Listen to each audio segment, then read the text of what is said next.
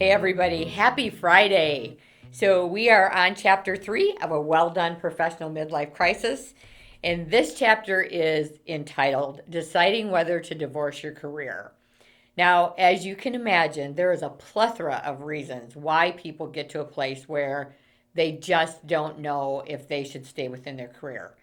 Now, I couldn't possibly take you through this entire chapter and go through every one of the reasons, but I'm going to hit some of the high points because one of them just might resonate with you and make you start thinking about what can you do to either bleed passion and energy into the career you have or to start being thoughtful on looking for something new.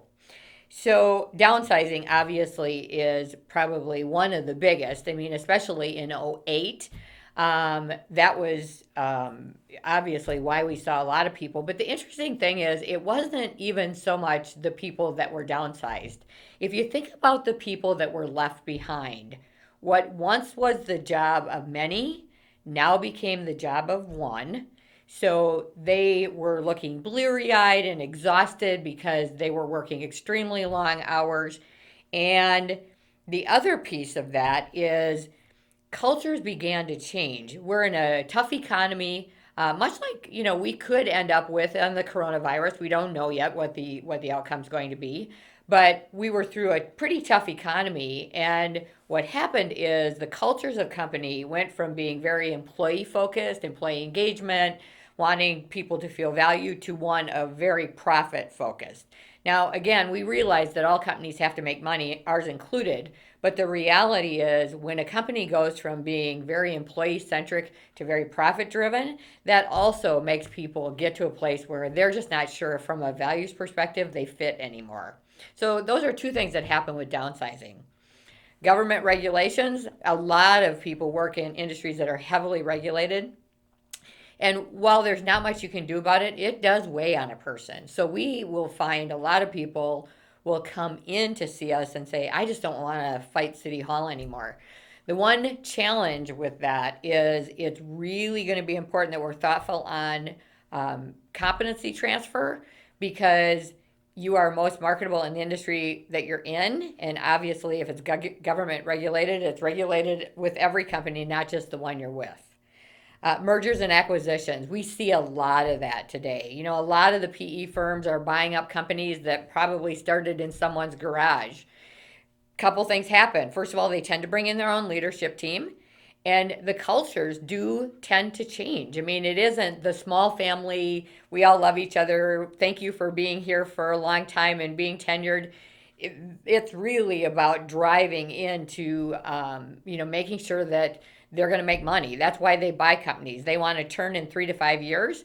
And sometimes that doesn't feel good. So we see that when people get sideways and start going through a professional midlife crisis, a lot of times it is because there was either a merger or acquisition that happened and the PE firm just brought in something that felt very different to what they had. Next generation assumes leadership. We've seen a lot of that here where the kids finally are at an age where they take over. And here's the thing, they can be lovely, amazing people, but they want to put their mark on the business.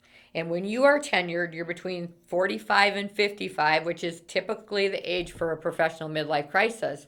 What happens is you went from being dad or mom's significant one to the kids saying, I kind of want to put my own mark on this and we're going to try it a new way. And it isn't that I don't value you, but I really don't need your input like mom or dad did.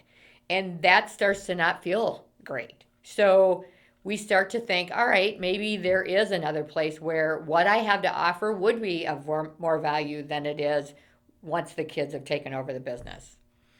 There's a new sheriff in town, and this is, we do a lot of searches for new leaders, new presidents, new CEOs, and the reality is they're going to bring their style, they're going to bring their values with them.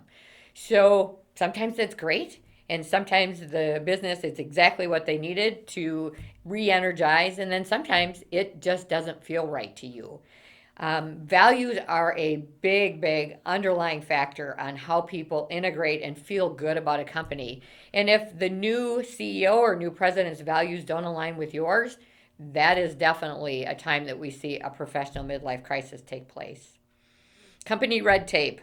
And again, this really has to do with for years and years and years, you were the go to person, and all of a sudden, you're not anymore. All the bureaucracy and all the changes and the shifting in business, now all of a sudden, you go from the go to person who made bold moves quickly to the person that has to sit in a committee to try to figure out what to do, and decisions never get made, right? Because you're sitting in a boardroom and the decisions aren't happening because they're trying to do a collective whole as opposed to you just making a decision and making those moves. Again, that's when people start to think, I don't want to spend all my time sitting in meetings problem solving. It's one of the biggest factors that we see how people get to that midlife crisis. You didn't get the promotion. Now let's face it, it doesn't mean that you're not valuable. And quite frankly, that number one, the person who got the promotion, probably needs you more than ever. But we all have egos. We'd be lying if we said we didn't. So, how does that feel? I mean, sometimes you can deal with it and you move on, and then sometimes you just can't. It doesn't feel right. You felt like you deserved it. You should have gotten that promotion, and it just didn't happen. And that will also send people into a crisis where they just feel like in order to feel significant again, they need to start looking.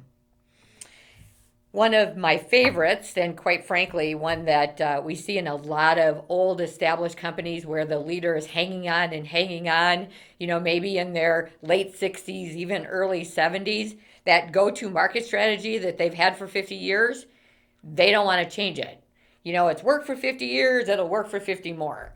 And eventually you just get tired of the fight, right? So if they're never going to change, and when that's the case, when it's just, we've always done it this way, we're always going to do it this way, so it's not working anymore. And if you're not changing, you're dying, and we all know that. You have to grow in order to sustain a business and make it new and fresh.